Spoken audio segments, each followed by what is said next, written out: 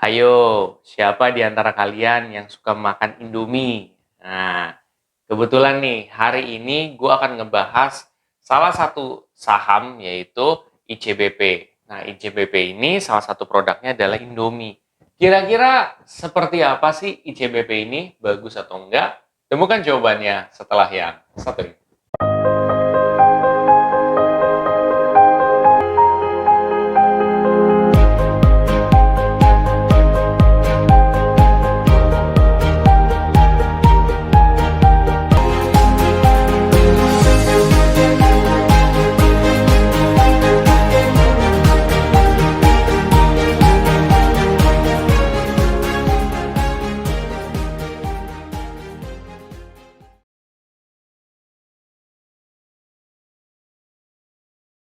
Ya, jadi ICBP ya.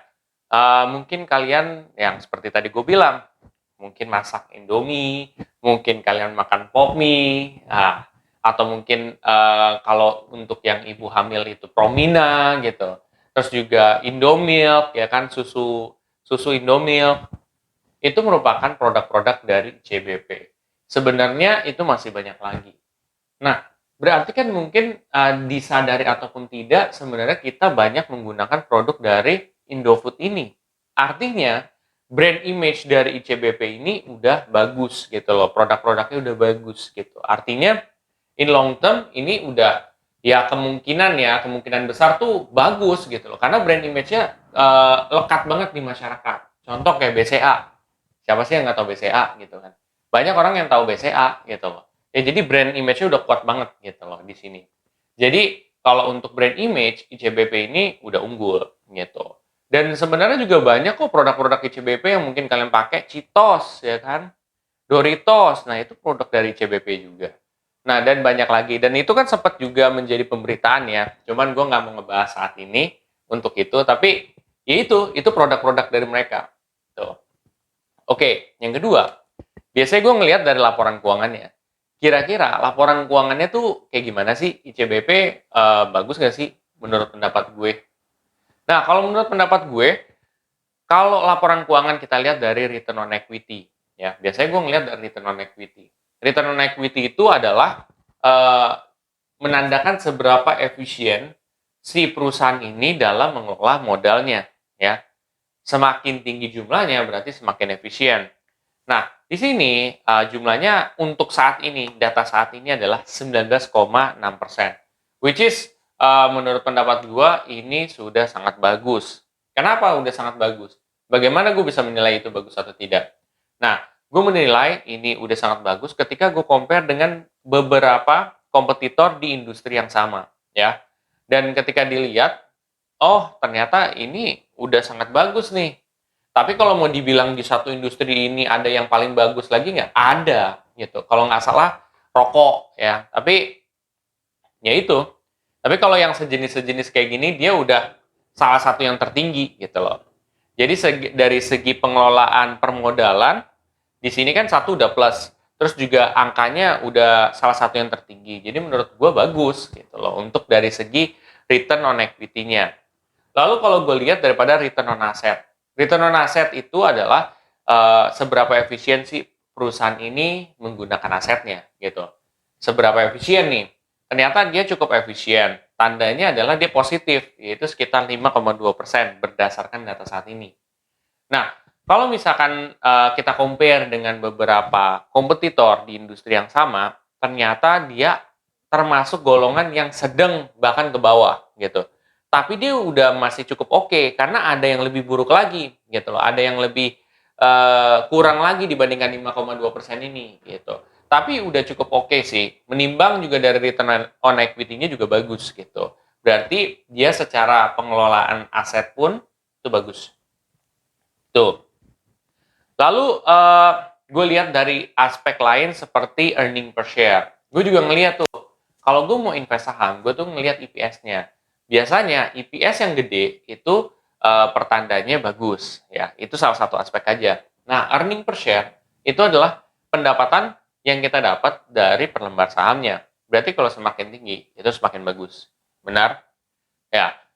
Setelah itu di sini datanya adalah 453 sekian lah persen gitu. Jadi gede gitu loh. Itu udah gede banget gitu. Kalau lu compare dengan kompetitor lain di industri yang sama, ini merupakan salah satu yang terbesar guys gitu.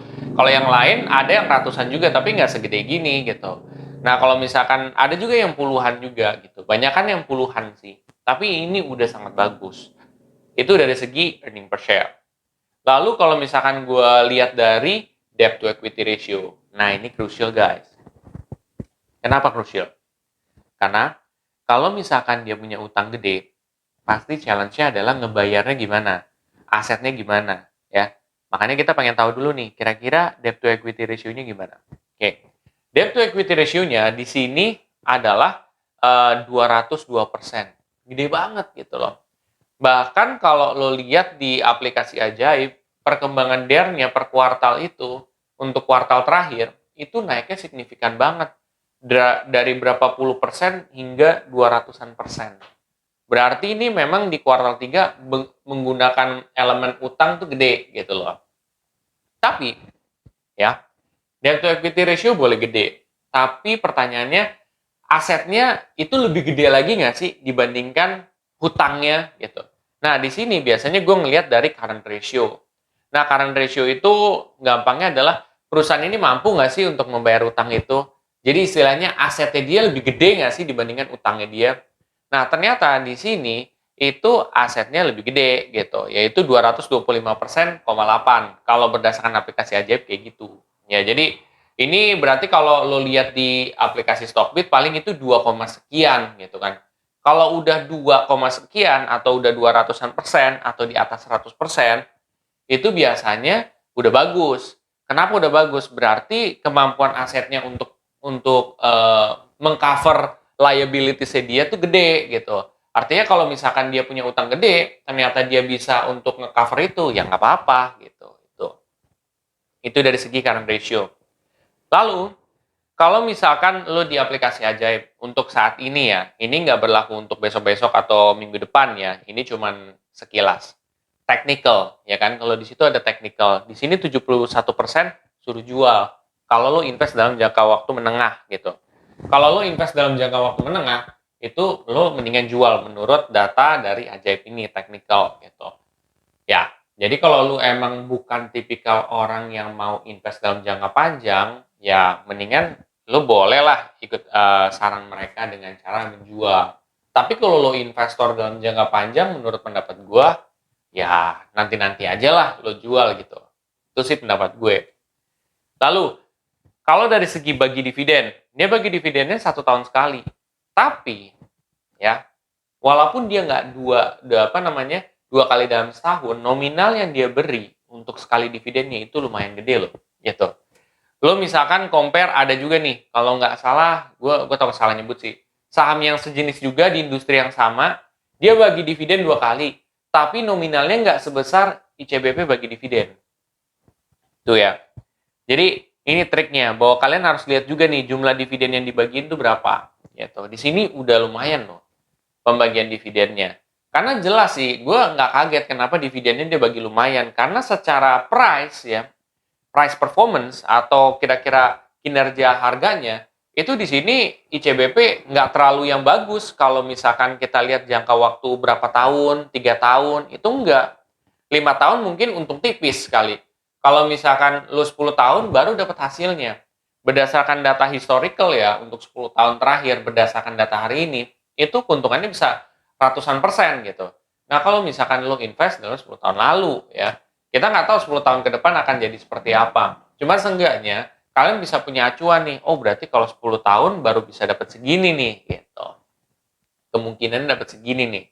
Berarti di sini dari data-data yang tadi gue udah omongin, gue menyimpulkan, ini berdasarkan gue ya, gue nggak memaksakan kalian untuk mengikuti pendapat gue.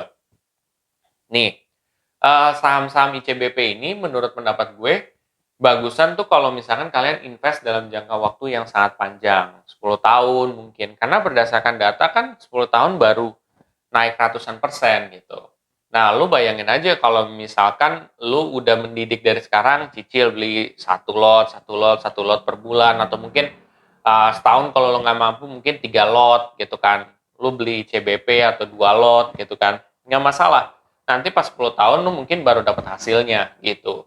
Tapi ya saham-saham yang seperti ini itu bagusnya dalam jangka waktu long term. Jadi ini saham termasuk saham defensif sih kalau menurut pendapat gue gitu. Karena dia nggak yang dalam jangka waktu singkat lo bisa dapat gitu. Mungkin kalau misalkan tiba-tiba ada pemberitaan apa tentang ICBP naik menjulang, bisa aja terjadi gitu. Tapi kalau berdasarkan keadaan normal itu paling sekitar puluhan tahun, 10 tahun baru terasa gitu. Dan tapi kan dividennya dia juga baginya lumayan gitu. Jadi lu harus perhitungin juga tuh. Dividennya juga lumayan. Kalau lo koleksi banyak kan lumayan juga gitu. Lo nggak dapat mungkin hasil dari price-nya, ya, tapi lu dapat hasilnya tuh lebih ke dari dividennya. Apalagi lu udah 10 tahunan lebih, lu bisa dapat dari dividen plus juga price-nya juga perkembangannya kan kemungkinan besar gitu loh berdasarkan data historical. Kayak gitu sih. Itu kesimpulan gua. Tapi balik lagi disclaimer guys, bahwa keputusan investasi lari kepada diri kalian sendiri, bukan dari gue ya. Gue hanya memberikan masukan berdasarkan data saat ini ya. Jadi semua keputusan ada di kalian. Kalau kalian merasa video ini sangat bermanfaat ya dan kalian pengen daftar dulu deh gitu ya untuk memulai investasi ya di saham, kalian bisa pakai kode referral gue juga di Ajaib. Jadi kalau lo pakai kode referral gue lo bisa dapat koin. Nah koin itu kalau nggak salah dia bisa beli saham maupun reksadana gitu. Tapi kalau misalkan gue biasanya sih pakai koin itu untuk beli reksadana gitu.